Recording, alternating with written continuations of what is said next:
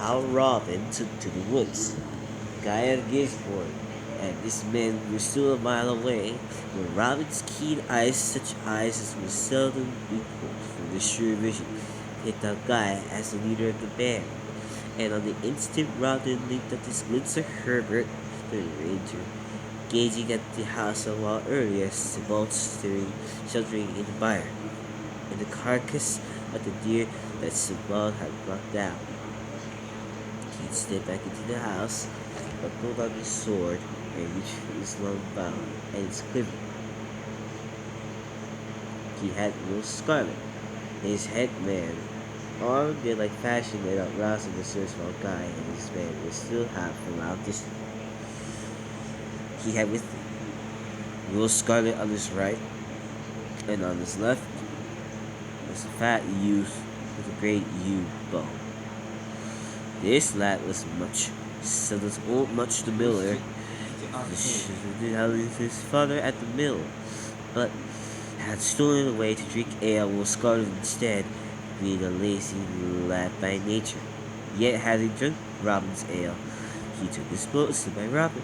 Now trouble threatened, for he knew nothing of the nature of the trouble. Behind those three were 6 of Robin's serfs, who could handle either bow or quarterstaff well, since Robin always encouraged such play among them, not knowing when it might be useful. So stood the night when Sebald crouching somewhere in the rear where Guy at Gisborne rode in hearing.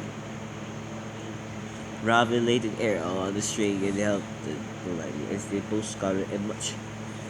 Guy, who knew even then but skilled a man before had with the bow, reigned as he saw the arrows fitted. Robin of Locksley! Guy cried from the barred vision of his head.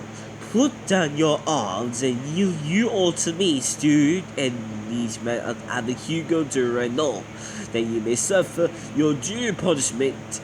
But Robin lifted the bow as if to take aim, and Guy's men at arms loosened the shield of his sword.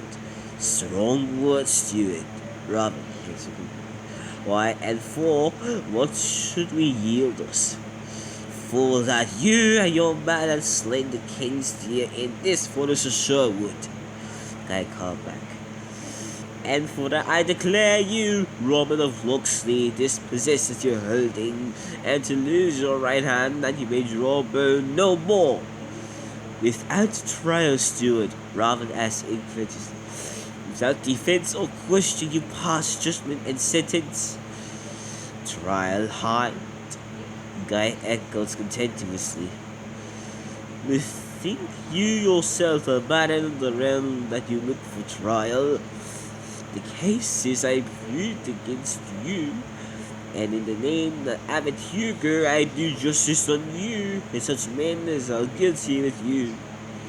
Justice, you Norman thief? Robin fired back. I tell you, Guy of Gisborne, since King Richard went crusading, there's been no justice in all England. Let your men come but another 10 paces forward, and some of you shall never see another day's light. Guy sat still on his horse only a minute then, being like a man of his, who gave his shield raised to guard head and breast for any arrow that might fly. Loose me a crossbow or 2 at that tall felon, and make us a free way to Locksley Farmstead, Guy made quietly. The man stepped back among his fellows and fitted the bow to the crossbow behind another shield. The feather growled viciously, unsuspectedly, and the serf who stood between a little behind Robin himself and Scarlet crumpled down without a sound, for the point he had entered his brain. Without losing sight of the Guy's movements, Robin saw the deed. First blood, he cried. Now, God, you Guy of Gisborne, for here you shall early enter death. On the word, he loosed the arrow from the string, and quivered and struck in the invasion parts of Guy of Gisborne's helm. So strongly shot that Guy reeled and nearly fell from the saddle with the shock, and scarce that an arrow struck before the sticky shaft from Robin's bow went at the neck of the crossbow who had shot the sheriff, so that The man falls, like blood pouring out onto the snow. Now, now are we all dead men if they take us, Robin said to his followers. So shoot hard and often till they come at us, and may the shot pierce the mail, but do you run much, for this is no quarter of yours. I will run, said Much, no more than a barrel of ale untapped, for here is full of work, and I will not see it done. That he loosed the string, and set the shaft humming to glance off the retainers harmlessly. 7 others sang through the air, and one of them found the brain of the men-at-arms, and one lifted a man's calf, so that he sat down in the snow, and squealed at us pulled the shaft out. And then the 3, said Robin, who grew cool now the fight had begun, and still stands Loxley untouched. He sighted one man whose crossbow was aimed, and rolled out the humming shaft that took the man in the wrist and pierced through flesh and gristle to his elbow. 4, he shouted as the man turned around, shrieking. How like you are welcome, steward. If you get not my right hand, you get the use of it. With all his force, he loosed and underset the guy's helmet, in which the broken end of the first arrow still stuck. The second arrow struck higher, squarely in the front of the steel, which, as Robin knew, it could not pierce. But the force of it was so great that Guy Gisborne tumbled down into the snow and lay half stunned with the shock. And while he lay, a heap of rags shot out from behind Robin, fell across the intervening space, and the wild scream went up as Sybil Dolt heard the ranger. A flying fury. This for my wife's staff, yelled Sybil, and this for the child you thrust out into the cold. And twice the knife which she had cut the gear flashed, while Herbert, trying to stagger, even as the stab fell dying, and thrust the dagger into Sybil's heart, so that he too fell dead on the body of the man who had turned him out and was hurt at Guy Gisborne's bidding.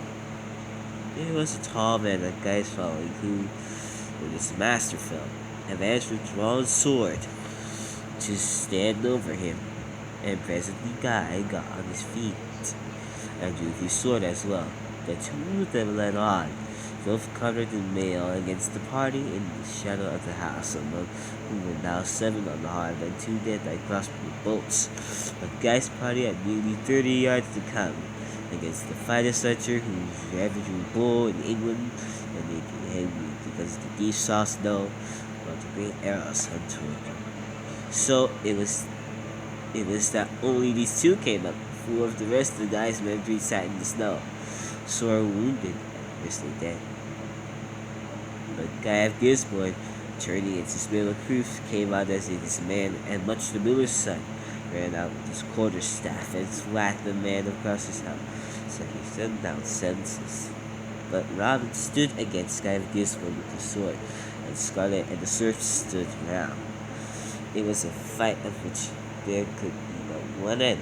The Guy of Gisborne, heavily armed, and the lately stunned by Robin's arrow, ringing against his helm, was slow, while Robin skipped round him and stuck where he would.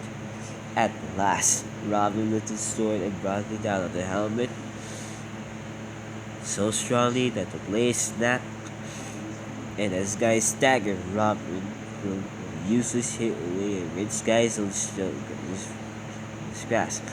Now yield to my justice, steward, Robin bade. Never! cried Granite back. Seize him, Scarlet, said Robin, to its serfs, and bind him tightly. There is a reckoning due now. And Graston held the man while Robin himself went off and led in his own war horse, of which Guy had written.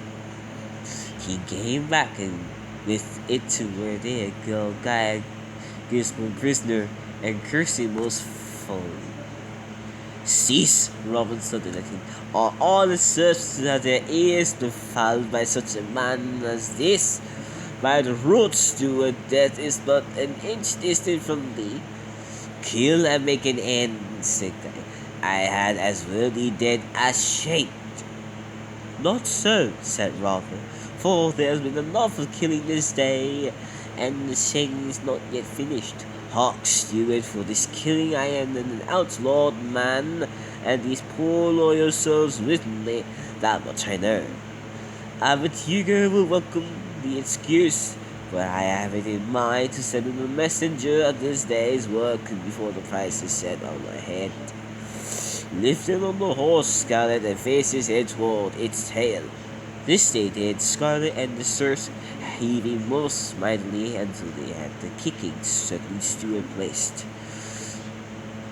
Then they brought ropes up round the spitting and much them with the sun-lashed guy's feet tightly under the horse, so that he could not move to dismount. Now, steward, said Robin, ride your thoughts to Abbot Hugo or first to your own grange.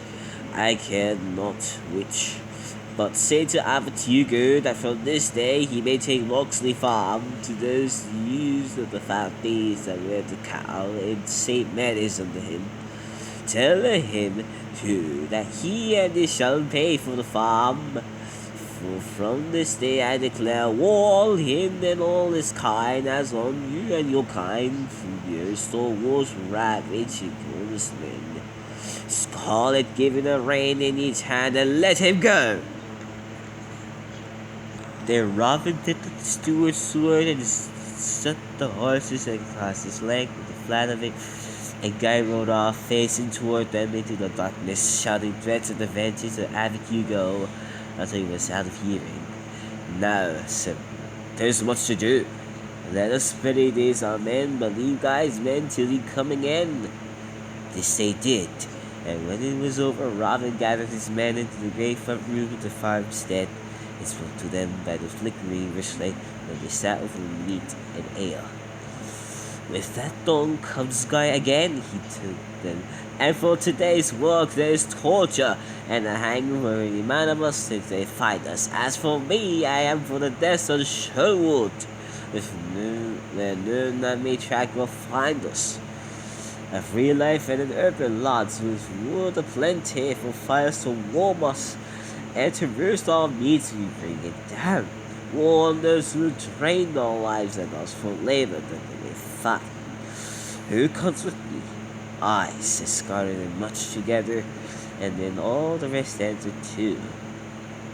They were but 9 all told that followed Robin to the forest at first, but they were brave men all. I thank you, friends, he said, and look for a better life than we have known yet. Now, to take all we can carry for our comfort and away, this storm will hide our tracks, but first do you much. Take the lad worthless to your father's mill, and then leave him to be tended. By midnight, Locksley stood empty.